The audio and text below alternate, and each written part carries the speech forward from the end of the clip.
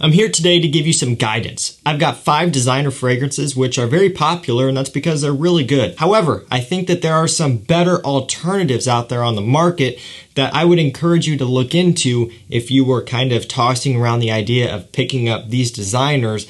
Well, maybe just let me steer you in a different direction, just give you something else to consider. Again, these are all fragrances that have done extremely well, but over the years, there have been some other things that have come out, some flankers of these and others from completely different brands that have, well, in my opinion, kind of did it a little bit better. There's no surprise that fragrance brands, fragrance houses, or just designer brands will tend to borrow ideas or straight up clone each other. And it's kind of weird because this is one of the few hobbies or niches that you could just get away with doing that.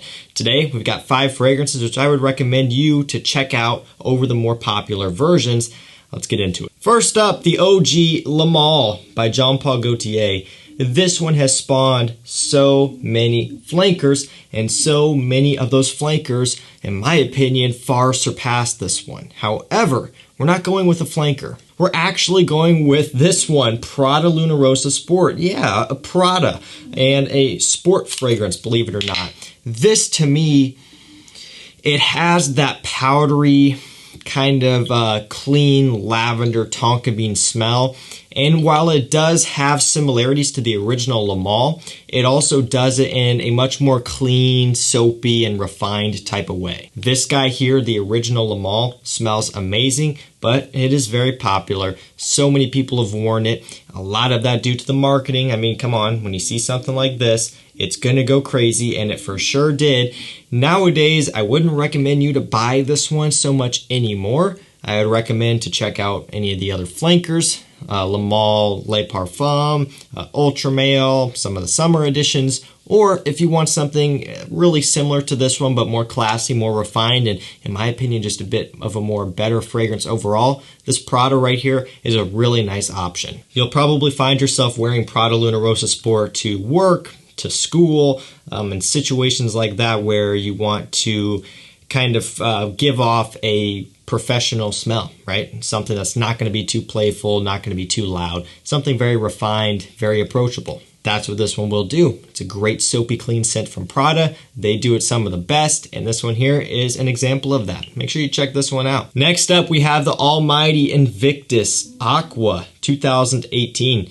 So this one is, in my opinion, still a fantastic smelling summer scent. And for me, I'm a bit biased. This DNA will always be one that I really enjoy just because I was hooked on the 2016 before they took it away from us. There's just something so playful about this scent, and that's what I love. It reminds me of being younger. Not that I'm that old now, and this was only a few years ago that this and the 2016 came out, but, it just reminded me of a different time, a time where I was more just getting into fragrances, and discovering something like this Invictus Aqua DNA was just really enjoyable for me. However, when they released the 2018, that did come at a cost, at a compromise here, and that was that they reformulated it.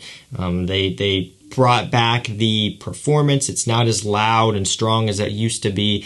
And it's also a bit more smooth, which is awesome. But for me, I liked the, synthetic roughness of the 2016. That's what made that fragrance so fun. It's kind of like an older muscle car or something like that. Sure, it's loud, it rides like crap, it gets 5 miles to the gallon, but that's what makes it awesome. When you get in a new car these days, it's so smooth and quiet, and everything about that, it's all luxury now, and that's not really what made it fun. That's not what the appeal came from. That's kind of my take on Invictus Aqua 2016 versus 2018. So again, while this one still holds up, I think you're better off buying Rasasi Hawas. This one here does a really good job at getting close to that Invictus Aqua DNA, and if I'm not mistaken, didn't it come out in 2015? So not really sure what went on there, but a lot of people discovered that one, it got hyped, and they went to it when Invictus Aqua 2016 was wiped out. It's much stronger than this 2018. It's a bit more fruity and even more playful and punchy. This one still has like a floral clean type of smell, whereas the Rasasi just is more aquatic and salty and, again, fruity from a plum note. I just find that one to be more appealing to me. I enjoy wearing that more than Invictus Aqua 2018.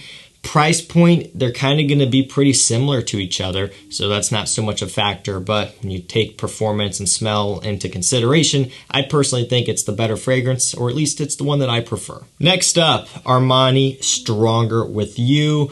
Where it all started here with this eau de toilette. I really enjoy this DNA. It smells great. You know, it's a men's designer, a newer men's designer, so it's going to have that sweetness, that playfulness, that sort of thing.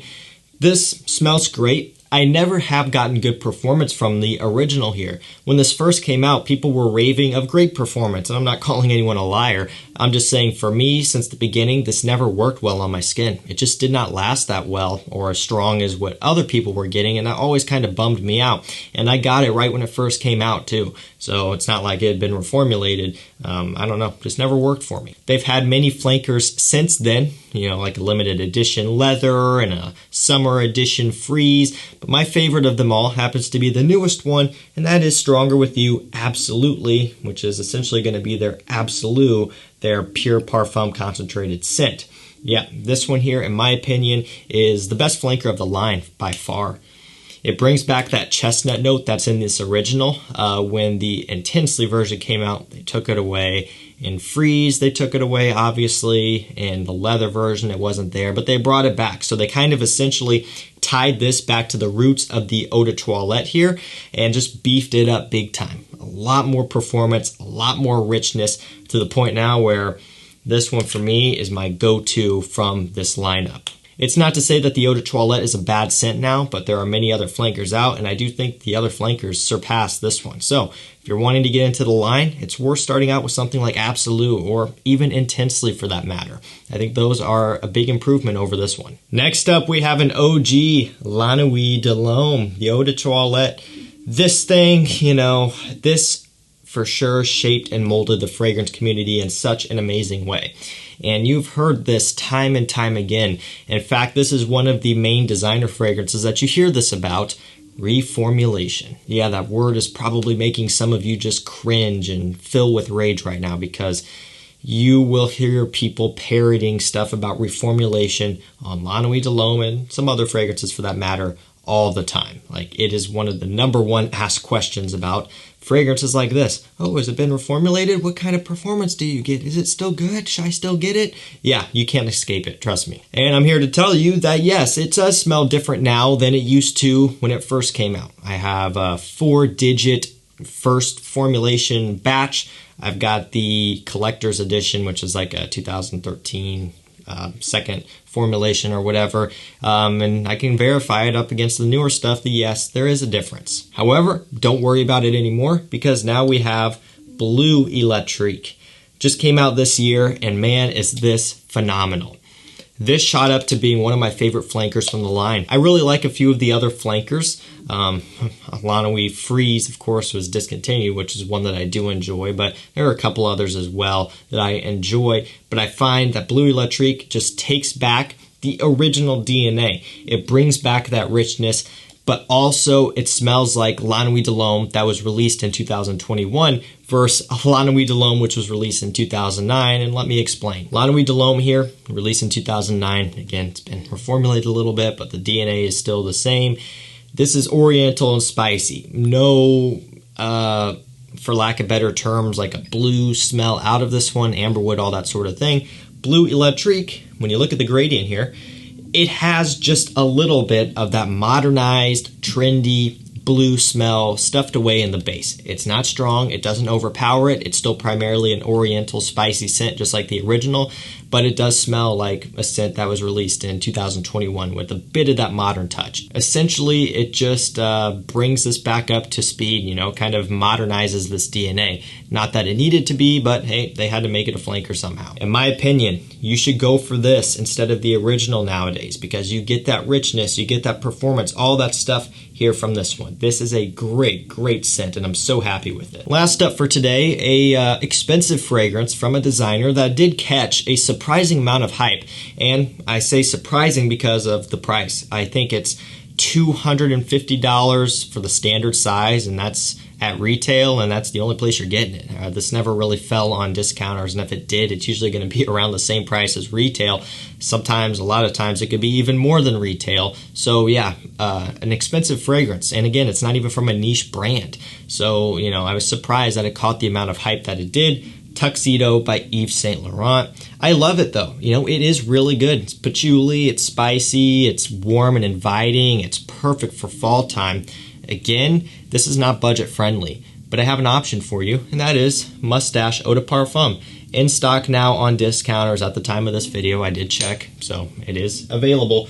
And in my opinion, this is the way to go. Will I repurchase Tuxedo? You may have noticed my bottle was low. I didn't wear all of it. I just did a split on it a long time ago because that was the only way I could afford it, because again, it is not cheap. Will I repurchase it? Probably not, because I've got a full, what is this, 4.2 ounce? Yeah, 125 ml bottle here, basically full, that I can wear and that I almost enjoy more for a couple reasons. One, the scent is just beautiful. This is gorgeous. But two, I don't feel so bad about spraying this one because it is more affordable. It's not a cheapie. I believe $60-ish range on discounters, but compared to $250 plus tax and shipping, man, that is a steal. I highly recommend you check this one out. If you like the original Tuxedo, or if you like Tuxedo, you're gonna love this. If you haven't smelled Tuxedo and you're after a warm spicy for fall that is very unique, very head turning, and very good quality, it is worth checking out Moustache Eau de Parfum. Make sure you get the Eau de Parfum. If the Eau de Parfum is out of stock and you decide, oh, I'll just get the Eau de Toilette, smart thinking, except they're completely different. So don't do it. Don't do it expecting to get, you know, a lighter version of this, a lighter version of Tuxedo. They're completely different. So make sure if you're after a Tuxedo smelling fragrance to get the Eau de Parfum. I will link this up down below to make it easy for you, and you can grab one before it potentially goes out of stock. Fall is approaching. People are going to want this for fall. I would move quick. Alrighty guys, that's gonna do it for me. That was 5 popular designer fragrances that I have some alternatives to, ones I think you should check out instead. If you wanna see a part 2, another video, make sure you leave a comment, you leave a like, let me know down below, share this video so that I see that you wanna see it again, and I will definitely do that. I will link up all of the other fragrances down below as well so you can get them at a discount easily. That's gonna do it for me. Thank you so much for watching. Stay safe, stay healthy. We'll see you tomorrow with another one. Take care.